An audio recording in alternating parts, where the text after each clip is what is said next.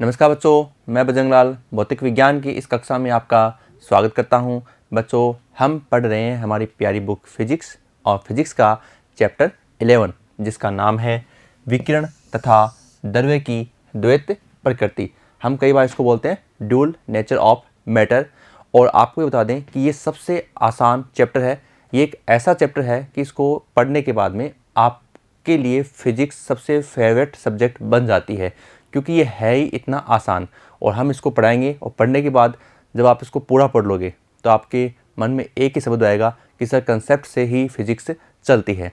और हम उन कंसेप्ट से ही क्या करते हैं, फिजिक्स को आगे से आगे बढ़ाते रहते हैं। इसलिए अगर आपने पहले वाले वीडियो नहीं देखे हैं तो आप उन्हें भी ज़रूर देखें, क्योंकि फिजिक्स क्या होती है, एक दूसरे से जो टॉपिक होते हैं ना वो क्या होते हैं, लिंक रहते हैं। तो चलो बच्चों, हम बात करते हैं कुछ सामान्य चर्चा पर। देखिए, सामान्य चर्चाओं में हम ये बात करते हैं कि जैसा कि आप कुछ जानकारियाँ पहले से जानते हैं और हम उनको बिल्कुल शॉर्ट में पढ़ते हैं, एक बार उनको रिपीट कर लेते हैं शॉर्ट में कि वो जानकारी क्या थी। ठीक है, तो वो जानकारी ये थी कि जब भी हम बात करते हैं प्रकाश की प्रकृति की, किसकी, नेचर ऑफ लाइट की, तो नेचर ऑफ लाइट जैसे कि आप स्क्रीन पर देख रहे हैं कि आपको पता है नेचर ऑफ जो लाइट है वो दो प्रकार से पहले बताया गया। पहले क्या बताया गया, न्यूटन ने कहा कि ये तो कणिकावाद सिद्धांत के अनुसार जो प्रकाश है वो कण रूप में क्या करता है, गमन करता है। यानी कण रूप में क्या करता है, ये देखो इस प्रकार से क्या करता है, गमन करता है। अब आप कहेंगे सर जो कण है तो उसके अंदर क्या होगा, द्रव्यमान होगा। द्रव्यमान है तो उसमें मोमेंटम होगा, मतलब संवेग होगा। ठीक है, अब इधर आइए आप, तो ये तो हो गया प्रकाश की जो प्रकृति थी वो पहले कौन सी होगी, न्यूटन वाली हो गई। और दूसरी जो थी वो आपकी है हाइगेन के अनुसार।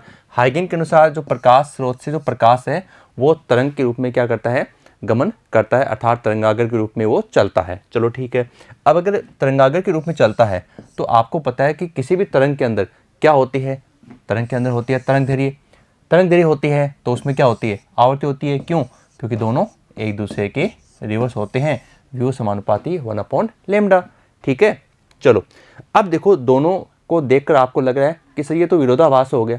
एक तो कह रहा है कि कणीय प्रकृति है, एक कह रहा है तरंग प्रकृति है। तो चलो इसका जो समाधान है वो मैक्स प्लांक के अनुसार बाद में आया था, और वो ये हुआ कि जो प्रकाश का संचरण है वो द्वैत यानी फोटोन के रूप में होता है।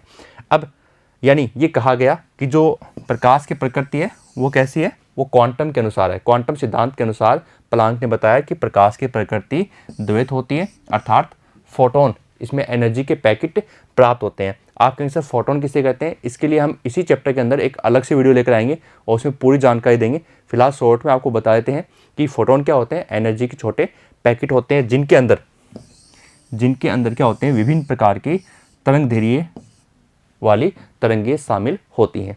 तो इसलिए कहा गया कि ये कणीय रूप में भी है और किस में भी है, तरंग रूप में भी है। ये दोनों को क्या करता है, फॉलो करता है, इसलिए इसकी प्रकृति कैसी है, द्वैत है। ठीक है, और ये फोटोन के रूप में गमन करता है। अब फोटोन की अगर बात करें शॉर्ट में, हम थोड़ा और देखते हैं कि जिनका वेग प्रकाश के वेग से क्या होता है, अधिक होता है।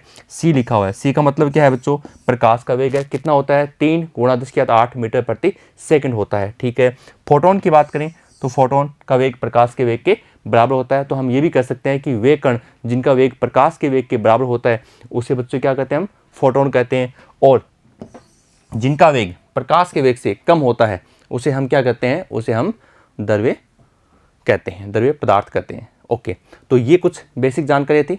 अब बच्चों हम बिल्कुल इस चैप्टर के जो नोट्स हैं उनकी बात करते हैं, और आज इस टॉपिक में हम बात करेंगे किसकी, प्रकाश विद्युत प्रभाव के बारे में। तो प्रकाश विद्युत प्रभाव के बारे में बात करेंगे तो पहले हम एक खाली स्लाइड रख रहे हैं, क्यों, ताकि हम इसको पहले समझ लें कि प्रकाश विद्युत प्रभाव क्या होता है। ठीक है, तो देखो बच्चों, बिल्कुल आसान सी बात है। ये मान लीजिए कोई धातु की सतह है। ठीक है, धातु की सतह हो गई। अब धातु की सतह है तो इसके अंदर क्या होते हैं, जाहिर सी बात है इलेक्ट्रॉन ही होते हैं। अब इलेक्ट्रॉन होते हैं ना, तो इलेक्ट्रॉन सब क्या होते हैं, रैंडमली यहाँ पर होते हैं। ओके, अब हमें पता है कि धातु सतह से, देखो ये जो प्रोसेस होता है ना प्रकाश विद्युत प्रभाव का, इसका मतलब ये होता है कि इलेक्ट्रॉन को मुक्त करवाना है।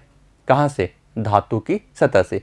अब हम क्या करते हैं, यहाँ पर एक फ्रीक्वेंसी के साथ, किसी एक फ्रीक्वेंसी के साथ लाइट इंसिडेंट करवाते हैं। यूवी रेज के रूप में हो सकता है, पराबैंगनी प्रकाश के रूप में हो सकता है। तो आप इसमें ये बात करेंगे कि अगर हम यूवी रेज के रूप में इसको इंसिडेंट करवा रहे हैं, ठीक है, चलो हमने इंसिडेंट करवाना शुरू कर दिया। अब इंसिडेंट हम इसको करवा रहे हैं, मतलब आपतित करवा रहे हैं, तो हम देखते हैं कि इस पर कोई फ़र्क नहीं हो रहा है। चलो मान लेते हैं, एक सपोज मान लें, ये कोई ऐसी वैल्यू नहीं है, तथ्यात्मक वैल्यू नहीं है, हम एक काल्पनिक बात करें कि यहाँ जो इलेक्ट्रॉन है उसके लिए एनर्जी चाहिए 3 eV, ठीक है ना। EV आप जानते हैं ना, इलेक्ट्रॉन वोल्ट। ओके, EV की भी हम इस वीडियो में बात करेंगे। अब देखिए इस इलेक्ट्रॉन को जो रिक्वायर एनर्जी है किसके लिए, फ्री होने के लिए, वो कितनी चाहिए। मान लेते हैं हम इसको 3 eV चाहिए। ओके चलो 3 eV चाहिए, और हमने इंसिडेंट करवाया 1 eV। हमने प्रकाश जो फोटोन है ना, फोटोन के रूप में जो एनर्जी दी है ना, भाई फोटोन क्या होते हैं, फोटोन ऊर्जा के छोटे छोटे पैकेट होते हैं। तो मान लो आपने जो पैकेट इसको दिया है, जो फोटोन दिया है, वो कितनी एनर्जी का है, वो 1 eV एनर्जी का है, ठीक है। 1 eV एनर्जी का है, इसको कितनी एनर्जी चाहिए, 3 eV चाहिए। तो आप कहेंगे सर ये एनर्जी तो कम पड़ रही है। बिल्कुल कम पड़ रही है। अगर ये एनर्जी कम पड़ रही है तो ये इलेक्ट्रॉन यहाँ से हिलने वाला भी नहीं है। चलो कोई बात नहीं है, हम मानते हैं 2 eV, ठीक है। हमने क्या मान लिया, 2 eV। क्या अब इलेक्ट्रॉन हिलेगा, आप कहेंगे नहीं। हमने बात की 3 eV। अब तो आप कहेंगे सर मान तो बराबर आ गया, मान बराबर आ गया, इसका मतलब इलेक्ट्रॉन मुक्त हो जाएगा। ये वो एक फ्रीक्वेंसी मान लीजिए जिसके साथ आपने प्रकाश 3 eV की एनर्जी इसको दी है, 3 eV की एनर्जी इसको दी है, ठीक है, समझ गए आप। अब 3 eV की एनर्जी देते हुए ही क्या होता है, ये जो इलेक्ट्रॉन है वो मुक्त हो जाता है, लेकिन इसमें क्या नहीं आएगी, इसमें गतिज ऊर्जा नहीं आएगी, काइनेटिक एनर्जी नहीं आएगी। अब आप कहेंगे सर वो कैसे आएगी। मान लीजिए अगर आप 3 eV की जगह फॉर एग्जांपल 4 eV की बात करते हैं, और हमने क्या किया, 3 eV का मतलब तो हो गया मिनिमम, भाई मिनिमम कितनी एनर्जी इसको रिक्वायर है, ठीक है। लेकिन अब हमने क्या किया, भाई मिनिमम एनर्जी से तो ये क्या हो रहा है, फ्री हो रहा है। अब हम इसको क्या करेंगे, हम इसको 4 eV देंगे, और 4 eV एनर्जी अगर आप इसको देते हो ना, तो क्या होता है बच्चों, 4 eV एनर्जी देने से ये होगा कि 3 eV एनर्जी तो इसको फ्री करेगी यहाँ से, बॉन्ड से, ठीक है। प्लस कितनी बच गई, 1 eV, ठीक है।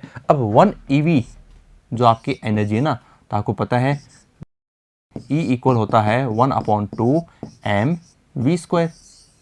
तो जैसे आप इसको 1 eV इसके पास क्या रहती है, रिमेनिंग रहती है, शेष रह जाती है, तो वो जो 1 eV है वो इसको क्या करेगी, गति प्रदान करेगी। यानी 3 eV से तो इलेक्ट्रॉन धातु सतह से मुक्त हो गया, और 1 eV के साथ वो क्या करने लग गया, वो गति करने लग गया, ठीक है।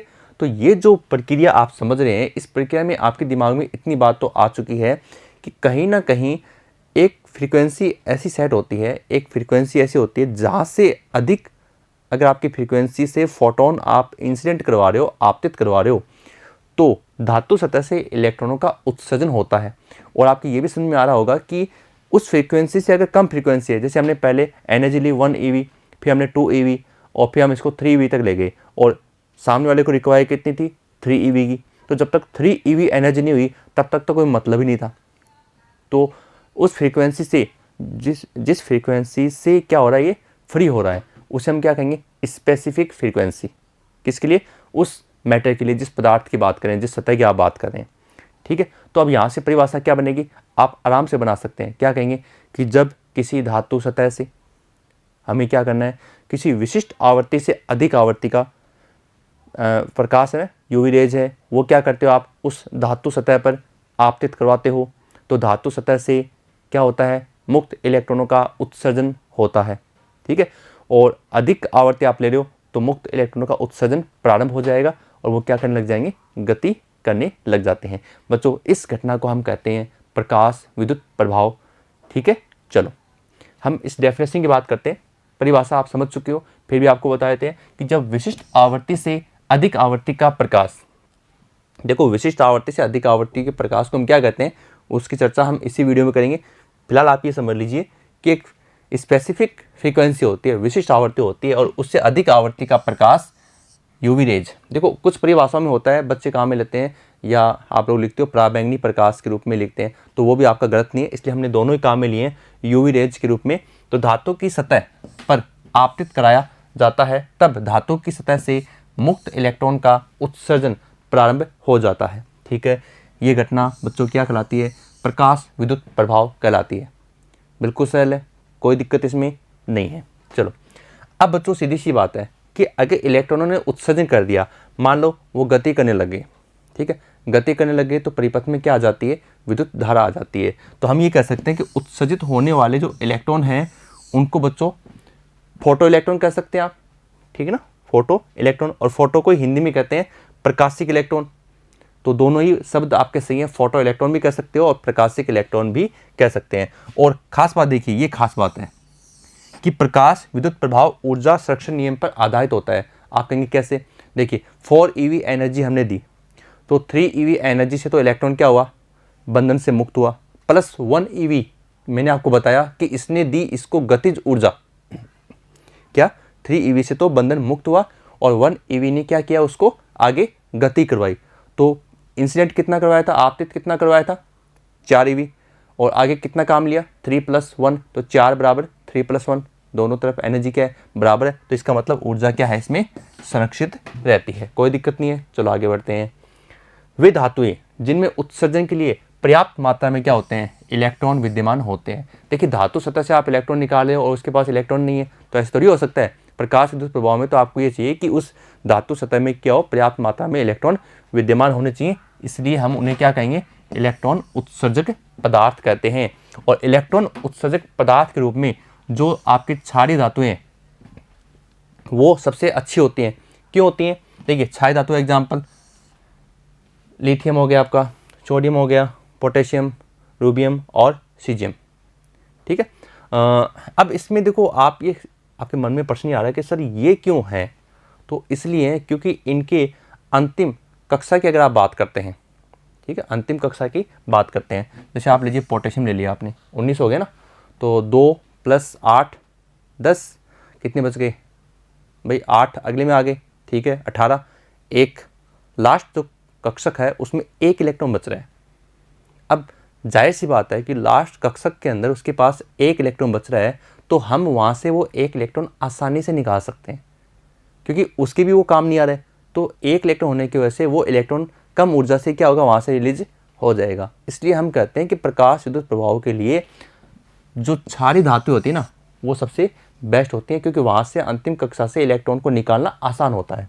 और इन्हें बच्चों हम क्या कहते हैं? प्रकाश सुग्राही धातुएं कहते हैं। ठीक है, चलो, उत्सर्जित इलेक्ट्रॉन के कारण जो मैंने आपको बताया था कि इलेक्ट्रॉन अगर उत्सर्जित होते हैं तो आवेश प्रवाह की दर को तो विद्युत धारा कहते हैं। तो अगर यहाँ पर इलेक्ट्रॉन के कारण अगर परिपथ में क्या होता है?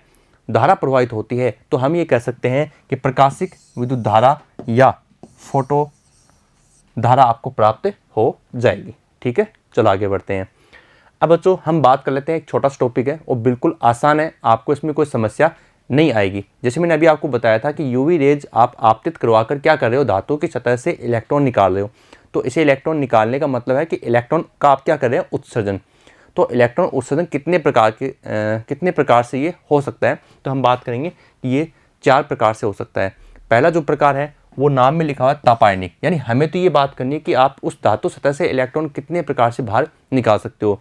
तापायनिक है, रट्टा मारने की जरूरत नहीं है, समझ लीजिए कि अगर हम ताप देंगे किसी धातु सतह को, धातु सतह पर अगर हम ताप देते हैं, जाहिर सी बात है कि कोई कमरा उसमें आग लग गई तो वहाँ उपस्थित लोग क्या करेंगे? भागेंगे और कमरा खाली कर देंगे। तो इसी प्रकार से यहाँ है कि किसी भी धातु सतह पर अगर हम क्या कर रहे हैं? ताप दे रहे हैं, तो ताप देने से मुक्त इलेक्ट्रॉनों का VRMS जो उनका अधिकतम वेग है वो क्या होता है? बढ़ जाता है। ठीक है, बढ़ जाता है और इलेक्ट्रॉन वहाँ से क्या होते हैं? उत्सर्जित हो जाएंगे। तो ताप के द्वारा धातु की सतह से मुक्त इलेक्ट्रॉन का उत्सर्जन क्या होता है? तापायनिक उत्सर्जन कहलाता है। ठीक है, दूसरा क्षेत्र उत्सर्जन। जैसे अगर हम बात करें कि विद्युत क्षेत्र, तो विद्युत क्षेत्र आपको अधिकतम प्रबल विद्युत क्षेत्र अप्लाई करना है, और वो भी किस कोटि में?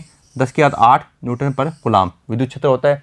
न्यूटन बटा कूलाम लिख दीजिए या वोल्ट पर मीटर लिख दीजिए कि कोटि का प्रबल विद्युत क्षेत्र आरोपित करके धातु सतह से क्या करते हैं? मुक्त इलेक्ट्रॉन का उत्सर्जन क्षेत्र उत्सर्जन कराते हैं। ये मानो कि करंट देकर, सीधा सा आप मानो कि करंट देकर नहीं, अधिकतम मैक्सिमम वाला इलेक्ट्रिक फील्ड इस कोटि का 10⁸ न्यूटन पर कूलाम की कोटि का हम क्या करते हैं? उस प्लेट को देते हैं, उस धातु की सतह को देते हैं, तो वहाँ से क्या होते हैं? इलेक्ट्रॉन बाहर निकल जाते हैं, उनका उत्सर्जन हो जाता है। इसे क्या कहते हैं? इसे क्षेत्र उत्सर्जन कहते हैं। ठीक है बच्चों, और ये प्रकाश विद्युत प्रवाह हम पढ़ चुके हैं, तो इस पर ज़्यादा चर्चा नहीं करेंगे। विशिष्ट आवृत्ति से या उचित आवृत्ति से अधिक आवृत्ति की यूवी रेज से धातु सतह से हम क्या करेंगे? मुक्त इलेक्ट्रॉन का उत्सर्जन करवाएंगे। तो इसे क्या कहते हैं? इसे कहते हैं प्रकाश विद्युत प्रभाव कहते हैं। ठीक है, द्वितीयक उत्सर्जन, देखिए नाम में लिखा हो द्वितीयक, तो हम क्या करेंगे? यहाँ पर कॉलिजन करेंगे। कॉलिजन मतलब संगठ, संगठ का मतलब टक्कर। ठीक है, तो तीव्र गति से किसी इलेक्ट्रॉन को लाकर, तीव्र गति से किसी इलेक्ट्रॉन को लाकर, जैसे मान लीजिए कोई दरवाजा है, तो अपन क्या करते हैं? दरवाजा तोड़ने के लिए पहले थोड़ा सा मूवमेंट करते हैं, गतिशील होता है, और फिर उसके टकराते हैं, टकराते हैं ना, तो टूट जाता है। ठीक उसी प्रकार से कुछ ऐसा यहाँ है कि तीव्रगामी इलेक्ट्रॉन, पहले से इलेक्ट्रॉन आ रहा है, स्पीड से आ रहा है, और फिर आप क्या कर रहे हो? उसकी कॉलिजन कर रहे हो, संगठ कर रहे हो। तो फिर किससे कर रहे हो? धातु सतह से कर रहे हो, तो इलेक्ट्रॉन क्या होते हैं? वहाँ पर बाहर निकल जाते हैं। तो उसे हम क्या कहते हैं? द्वितीयक उत्सर्जन। जिस इलेक्ट्रॉन को बाहर निकाल रहे हो वो प्राथमिक हो जाएगा, और जिसके आप टक्कर करा रहे हो वो क्या हो जाएगा? द्वितीयक हो जाएगा। ठीक है, चलो हो गया। अब इस टॉपिक में कार्यफलन है, और कार्यफलन इस प्रकाश विद्युत प्रभाव का जो ये सबसे बेस्ट पार्ट है, कार्यफलन। और भविष्य में आप ये जो कॉम्पिटिशन एग्जाम है फिजिक्स से रिलेटिव हैं, तो ये कार्यफलन से संबंधित न्यूमेरिकल्स भी आते रहते हैं एग्जाम में। तो इसलिए हमें न्यूमेरिकल्स को सॉल्व करने के लिए हमें इसका फॉर्मूला क्या करना होगा? कैच करना होगा माइंड के अंदर। और लेकिन उस फॉर्मूले को कैच करने के लिए पहले हम इसकी परिभाषा समझ लेते हैं, जो बिल्कुल ही आसान है। जैसे हमने बात की कि धातु की सतह से हमें क्या करना है? इलेक्ट्रॉनों का उत्सर्जन कराना है। ठीक है, लेकिन उत्सर्जन कराने के लिए हमें क्या होता है? एक मिनिमम एनर्जी की रिक्वायर होती है, और उस एनर्जी को मिलते ही क्या होता है? इलेक्ट्रॉन धातु सतह से, धातु सतह में जो बंध है उस बंध से मुक्त हो जाता है। ठीक है, और एनर्जी ज़्यादा मिलती है तो वो गति करना शुरू कर देता है। तो वो जो मिनिमम एनर्जी की बात हम करें, जहाँ पर वो बॉन्डिंग तोड़ रहा है, मुक्त हो रहा है, कौन? इलेक्ट्रॉन, उसे हम क्या कहते हैं? उसे हम वर्क फंक्शन, कार्यफलन कहते हैं। चलो देखते हैं। परिभाषा तो आप समझ गए होंगे कि धातु सतह से इलेक्ट्रॉन के उत्सर्जन के लिए आवश्यक रिक्वायर न्यूनतम ऊर्जा को हम क्या कहते हैं? कार्यफलन कहते हैं। ठीक है, इसे देखो कुछ बुक में फाइव नोट है, ज़्यादातर हम भी फाइव नोट ही लिखते हैं, और कुछ में आपको डब्ल्यू नोट से भी आपको ये डिनोट किया हुआ मिल जाएगा, तो इसमें कोई इश्यू आपके नहीं होना चाहिए। चलो, अब जो खास बात ये है, इसमें खास बात ये है कि वर्क फंक्शन जो है ना, कार्यफलन जो है ना, वो फ्रीक्वेंसी के क्या होता है? डायरेक्टली प्रोपोर्शनल होता है, समानुपाती होता है। अब ये जो फ्रीक्वेंसी है, ये नॉर्मल फ्रीक्वेंसी तो है नहीं, ये क्या है? ये एक स्पेसिफिक फ्रीक्वेंसी है। हम अभी तक बात करते थे विशिष्ट आवृत्ति, उचित आवृत्ति, लेकिन अब आपको इसका नाम बताते हैं, और इसका नाम है देहली आवृत्ति, जो एग्जाम में आने वाले महत्वपूर्ण क्वेश्चनों में से एक क्वेश्चन है। देखिए, इस चैप्टर में आप ये माने कि 4 परिभाषाएं तो ऐसी हैं जो आप दिमाग में फिट कर लेना। आप कहेंगे सर कौन कौन सी? एक कार्यफलन जो अपना चल रहा है, परिभाषा हो चुकी है कार्यफलन, देहली आवृत्ति हम बताएंगे आपको, और एक स्टार्टिंग में आई थी प्रकाश विद्युत प्रभाव, और एक आपके अगले वीडियो में आएगा निरोधी विभव। दोबारा सुन लीजिए, कार्यफलन, प्रकाश विद्युत प्रभाव, देहली आवृत्ति और निरोधी विभव, अंतक वोल्टता जिसको कहते हैं। ये 4 परिभाषाएं सदाबहार परिभाषाएं, ये एग्जाम में लगभग 101% ये आपके आ जाती हैं। ठीक है, तो देहली आवृत्ति देहली आवृत्ति की हम बात करते हैं बच्चों, तो देहली आवृत्ति वो आवृत्ति है जिससे अधिक आवृत्ति होने पर ही, जिससे अधिक आवृत्ति होने पर ही प्रकाश विद्युत प्रभाव, या आप कह सकते हो मुक्त इलेक्ट्रॉनों का उत्सर्जन होता है। तो अब मुझे आप बताओ, अगर देहली आवृत्ति से कम आवृत्ति है तो क्या मुक्त इलेक्ट्रॉनों का उत्सर्जन होगा? तो आप कहेंगे सर नहीं होगा। क्यों? क्योंकि देहली आवृत्ति से अधिक आवृत्ति होने पर ही मुक्त इलेक्ट्रॉनों का उत्सर्जन होता है। ठीक है, तो ये होगी देहली आवृत्ति। तो कार्यफलन हर पदार्थ के लिए उसकी देहली आवृत्ति पर निर्भर करता है। अब जाहिर सी बात है कि हर पदार्थ की देहली आवृत्ति भी क्या रहेगी? थोड़ी अलग रहेगी। ठीक है, तो ये हो गया फाई नोट, और ये हो गया आपका वी नोट। तो दोनों क्या है? डायरेक्टली प्रोपोर्शनल है। अब जब ये प्रोपोर्शनल है तो दैट मीन्स ये जो आपका समानुपाती का निशान है, ये यहाँ किस में बदल जाएगा? बराबर में बदल जाएगा। बराबर में ये बदल जाएगा तो आप यहाँ पर क्या लेंगे? आप यहाँ पर एक कांस्टेंट लेंगे, और वो कांस्टेंट कौन होगा? यहाँ पर वो कांस्टेंट होगा आपका प्लांक नियतांक। ठीक है, प्लांक नियतांक होगा, जिसको हम क्या कहते हैं? एच। और ये एच ना, इसकी वैल्यू तो आप हमेशा याद रखिए, जैसे प्रकाश के वेग की वैल्यू याद रखते हो ना, वैसे इसकी याद रखो। कितनी होती है? 6.6 गुणा 10⁻34 किसकी होती है? प्लांक नियतांक की होती है। ठीक है, कोई दिक्कत नहीं है। चलो अब देखो, ये जो एच म्यू है ये आपकी न्यूमेरिकल में बहुत हेल्प करेगा। जब भी कार्यफलन का कहीं नाम आपको मिल जाए तो आप ये फॉर्मूला दिमाग में रखना, क्योंकि अब इस फॉर्मूले से हम आगे बढ़ेंगे। कैसे? क्योंकि अब जो हम आगे बढ़ेंगे ना, उसमें क्या होगा, आपको ध्यान रखना है कि फ्रीक्वेंसी और वेवलेंथ, आवर्ती और तरंग दैर्ध्य परस्पर क्या होते हैं? व्युत्क्रमानुपाती होते हैं। ठीक है, अगर ये व्युत्क्रमानुपाती होते हैं तो इसका मतलब आगे इस उत्तर में एक और चेंज हो जाएगा।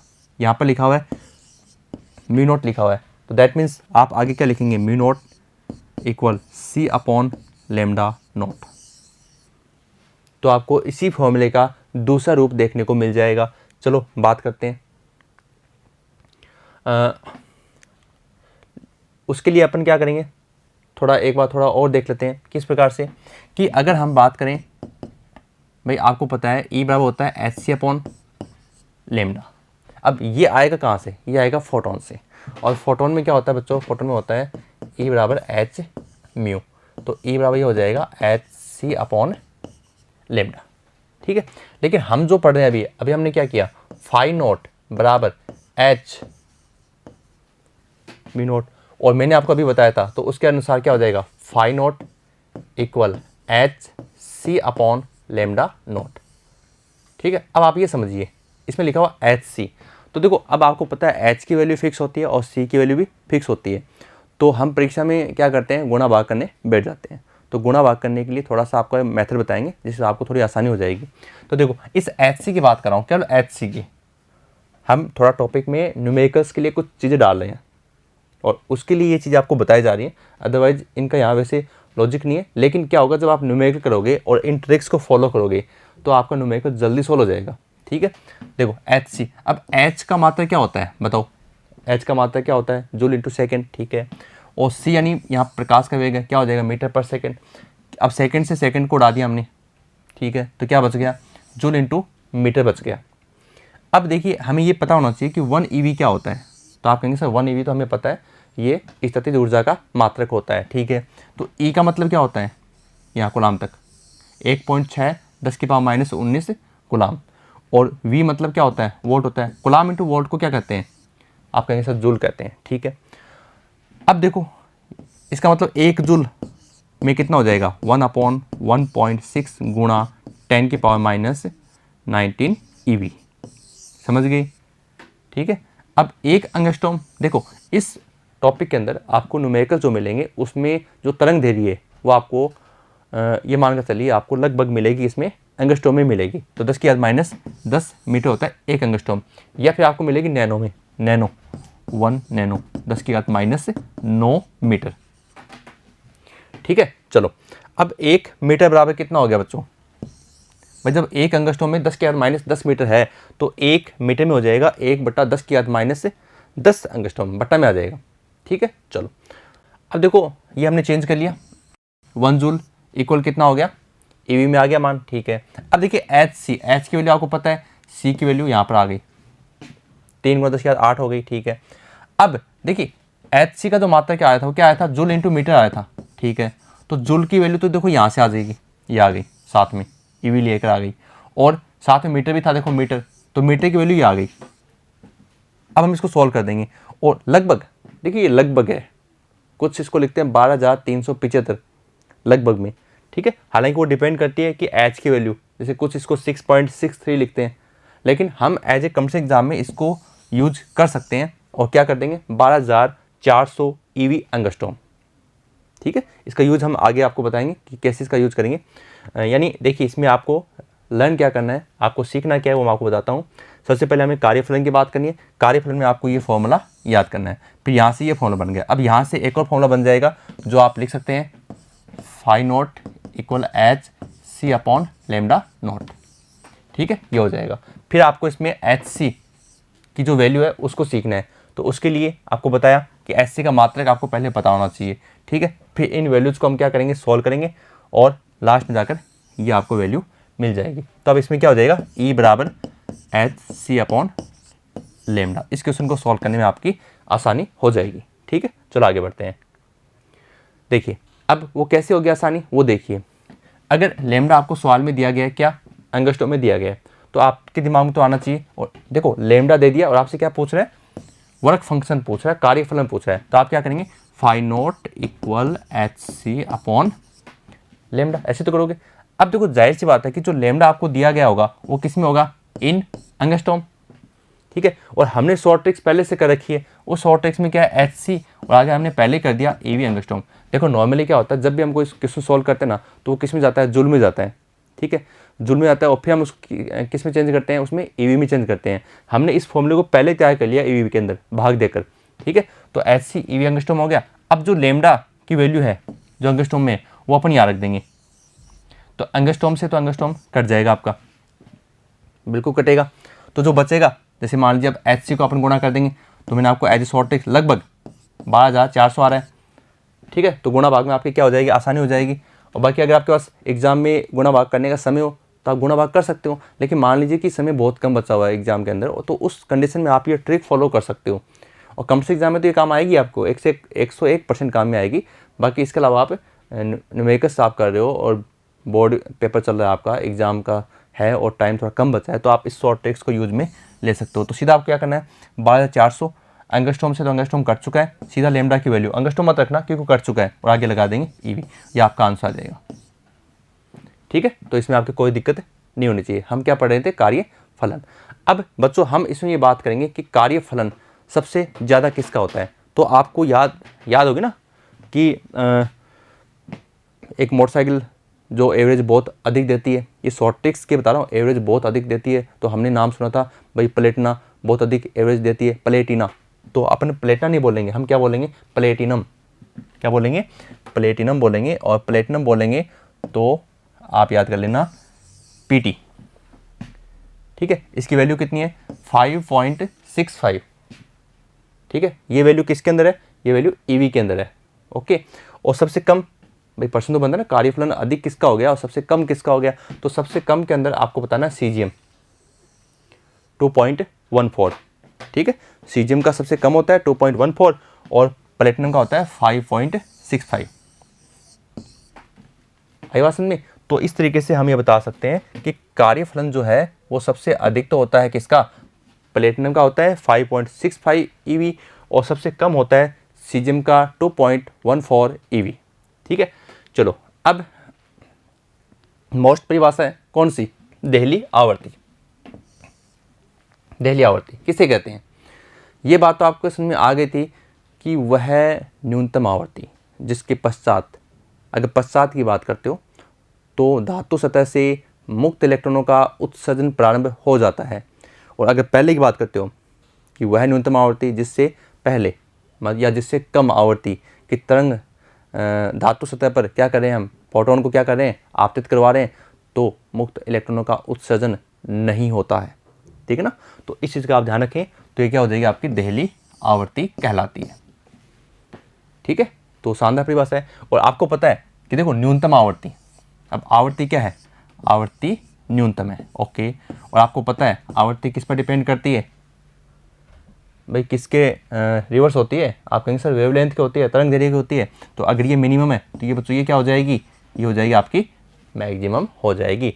तो देहली आवर्ती की परिभाषा उसी प्रकार से हम बना देंगे किसकी, देहली तरंग दैर्घ्य की बना देंगे, और हम लिख देंगे वह अधिकतम तरंग दैर्घ्य, वह अधिकतम तरंग दैर्घ्य जिससे अधिक तरंग दैर्घ्य होने पर क्या बच्चों, प्रकाश विद्युत प्रभाव, या देखो या दोनों बातें सही है, या तो ये कह दो प्रकाश विद्युत प्रभाव नहीं होगा, या फिर ये कह दीजिए कि या इलेक्ट्रॉनों का उत्सर्जन नहीं होता है, उसे बच्चों हम क्या कहते हैं, देहली तरंग दैर्घ्य कहते हैं। बिल्कुल आसान सी बात थी।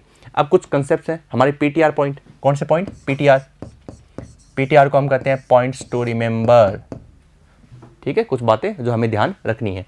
एक धातु के लिए कार्यफलन क्या होता है, निश्चित होता है, किसी पर्टिकुलर किसी एक की बात कर रहा है, जबकि भिन्न भिन्न धातुओं के लिए यह क्या होता है, भिन्न भिन्न होता है। और जब ये भिन्न भिन्न होता है ना, तो देहली आवर्ती का मान भी क्या हो जाएगा, भिन्न भिन्न हो जाएगा, क्योंकि अलग अलग धातुओं के लिए जब कार्यफलन अलग अलग हो सकता है तो देहली आवर्ती भी क्या हो जाएगी, उसकी अलग अलग हो जाएगी, ठीक है। क्षारीय धातु, जैसे मैंने बताया था कि इनके अंतिम कक्षा में एक इलेक्ट्रॉन होता है, तो इलेक्ट्रॉन निकालना क्या होता है, आसान होता है। तो क्षारीय धातुओं के लिए इसका मान बहुत कम होता है, वो एक इलेक्ट्रॉन जो है ना, वो हमें आसानी से कम ऊर्जा में ही प्राप्त हो जाता है। ये ताप पर निर्भर नहीं करता। कार्यफलन का मात्रक, ये खास बात है, जूल या इलेक्ट्रॉन वोल्ट होता है। ज़्यादातर न्यूमेरिकल्स जब लेमडा के अंदर आते हैं, एंगस्ट्रॉम के अंदर हम निकालते हैं तो जूल में आता है, फिर जूल को चेंज करना पड़ता है ईवी में, जो हम आपको बता चुके हैं। कार्यफलन का मात्रक जूल या इलेक्ट्रॉन वोल्ट ईवी होता है। एक ईवी की वैल्यू क्या होती है? 1.6 गुणा 10⁻⁹ और ये कूलाम इंटू वोल्ट है, तो ये क्या हो जाएगा बच्चों? ये हो जाएगा आपका जूल हो जाएगा। अगर पूछे 1 इलेक्ट्रॉन वोल्ट तो आप बता देना कि 1 इलेक्ट्रॉन वोल्ट किसी इलेक्ट्रॉन को 1 वोल्ट विभवांतर से क्या करता है? त्वरित करता है। ठीक है, तो उससे क्या होती है, जो ऊर्जा हमें प्राप्त होती है उसे 1 इलेक्ट्रॉन वोल्ट कहते हैं, यानी 1 ईवी की क्या हो गई? परिभाषा हो गई। अब बच्चों हम क्वेश्चन भी कर लेते हैं साथ में, और ये क्वेश्चन हमने लिया उसका एक बहुत बड़ा कारण है जो मैं आपको अभी बताऊंगा। देखो पहली बात तो ये क्वेश्चन कौन सा है? ये किताब का क्वेश्चन है और आपकी किताब में 9वां क्वेश्चन है ये। ठीक है, और क्वेश्चन क्या है? क्योंकि इसमें कार्यफलन लिखा हुआ है, कार्यफलन शब्द लिखा हुआ है, तो ये कितना है? 4.2 ईवी है। ठीक है, क्या यह है धातु 330 नैनोमीटर तरंग दैर्ध्य के आपतित विकिरण के लिए प्रकाश विद्युत उत्सर्जन देगा? यानी आपसे क्या पूछ रहा है? आपसे पूछ रहा है कि कार्यफलन दे दिया। ठीक है, तो आप कहेंगे सर, आप नोट कर लोगे फाई नॉट इक्वल 4.2 ईवी, ये हमने नोट कर लिया। फिर हम ये नोट करेंगे कि ये हमें क्या दे रहा है? लेमडा कितनी है? 330 नैनोमीटर, 330 नैनोमीटर है। अभी पूछ रहा है कि क्या ये धातु, भाई इस धातु सतह से मुक्त इलेक्ट्रॉन का उत्सर्जन होगा या नहीं होगा, ये पूछ रहा है आपसे। तो हमें ये कंडीशन पता है कि अगर आवृत्ति का मान देहली आवृत्ति से अधिक है तब तो होगा, और अगर ये कम है तो नहीं होगा। ठीक है, अब इस टॉपिक को हम 2 प्रकार से करेंगे। हालांकि हमने जो बिल्कुल सरल है वो पहले करवाया आपको, ठीक है, लेकिन जो क्वेश्चन हमने लिया था उसका कारण भी मैं आपको बताऊंगा। देखिए यहाँ पर तो पहले इसको सॉल्व कर लेते हैं। ठीक है, 4.2 ईवी। अब हमें पता है ई बराबर होता है एच म्यू। आप कहेंगे सर ये कहाँ से आ गया? ये फोटोन की ऊर्जा होती है, ई बराबर एच म्यू। फोटोन के लिए हम इसी चैप्टर के अंदर एक अलग से वीडियो लेकर आएंगे, उसमें फोटोन की सारी बातें करेंगे। ई इक्वल क्या हो गया? एच म्यू, और ई बराबर मैंने बताया था इसी वीडियो के अंदर क्या होता है? H C upon lambda. ठीक है, चलो अब देखो एच की वैल्यू फिक्स होती है, ठीक है, सी की वैल्यू फिक्स होती है, ओके, लेमडा हमें सवाल में दिया हुआ है। अब आप कहेंगे सर ये कहाँ से आ गया? ये इसलिए आ गया क्योंकि ये जो यहाँ तक अगर आप ये नहीं लगाओगे ना तो आपका आंसर किस में आएगा? आपका आंसर आएगा जूल में। ठीक है, लेकिन ये किस में दिया हुआ है? ईवी में दिया हुआ है, तो ईवी भी तो आपको सोल्व करना पड़ेगा ना, ईवी भी आपको सोल्व करना पड़ेगा। और सोल्व करने का मतलब ये आ गया आपका 3.76 इलेक्ट्रॉन वोल्ट। ठीक है ना, इसको ईवी में सोल्व किया हमने, भाई एनर्जी किस में आएगी? जूल में आएगी, और हमने 1.6 गुणा 10⁻⁻19 का भाग दे दिया। ठीक है, तो ये आ गया इलेक्ट्रॉन वोल्ट। अब हम ये देखेंगे, ये आ गया 3.76 और वर्क फंक्शन कितना है? 4.2, तो वर्क फंक्शन ज़्यादा है ना, तो ज़्यादा है, इसका मतलब प्रकाश उत्सर्जन नहीं होगा। लेकिन अब इस क्वेश्चन को लेने का कारण ये था कि इस क्वेश्चन को हम एक तरीके से और कर सकते हैं। आप कहेंगे सर कैसे? देखिए हमें पता है कि अगर फ्रीक्वेंसी ग्रेटर देन है किससे? देहली आवृत्ति से, तो प्रकाश उत्सर्जन होता है। तो हम क्या करते हैं, पहले इनकी बात कर लेते हैं। चलो कैसे करेंगे? देखिए म्यू इक्वल क्या होता है? सी अपॉन लेमडा।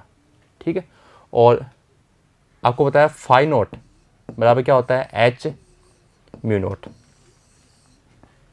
समझ गए? अब म्यू नॉट कितना हो जाएगा? म्यू नॉट हो जाएगा फाई नॉट अपॉन एच। तो फाई नॉट का मान हमें दिया हुआ है कितना? 4.2 ईवी। एच फिक्स होता है 6.626 गुणा 10⁻34। सोल्व कर देंगे और हमारा मान इसमें आएगा लगभग 10⁻15 में आएगा। ठीक है, 1.01 गुणा 10⁻15 समथिंग इतना आएगा लगभग। और जब हम इसमें नॉर्मल फ्रिक्वेंसी की बात करेंगे, सी का मान हमें पता है, लेमडा हमें सवाल में दिया गया है 330 नैनोमीटर। जब हम इसको सॉल्व करते हैं तो ये लगभग 9 पॉइंट और लगभग बता रहा हूँ 10⁻14 में आएगा। तो ये आ रहा है 10⁻15 में, मतलब देहली आवृत्ति कितनी होनी चाहिए? 10⁻15, और आपके प्रकाश में कितनी प्राप्त हो रही है? 10⁻14, तो कम हो रही ना। तो आप ये कह सकते हो कि प्रकाश विद्युत प्रभाव प्रेक्षित नहीं होगा। इस क्वेश्चन का लॉजिक ये था कि हम आपको ये बताना चाह रहे हैं कि देहली आवृत्ति से कम आवृत्ति होने पर प्रकाश विद्युत प्रभाव प्रेक्षित नहीं होता है, और देहली आवृत्ति से अधिक आवृत्ति होने पर ही प्रकाश विद्युत प्रभाव प्रेक्षित होगा। बिल्कुल आसान सा वीडियो था बच्चों, उम्मीद करते हैं कि आपको बिल्कुल ये पूरा समझ में आ गया होगा। अब हम इस टॉपिक के साथ इसके जो अगले वीडियो आएंगे उनसे हम जुड़ेंगे और वो भी आपके लिए बिल्कुल आसान होंगे और फिजिक्स आपका सबसे फेवरेट टॉपिक बन जाएगा, इस बात की गारंटी है। तो बच्चों मिलते हैं नेक्स्ट वीडियो में। धन्यवाद।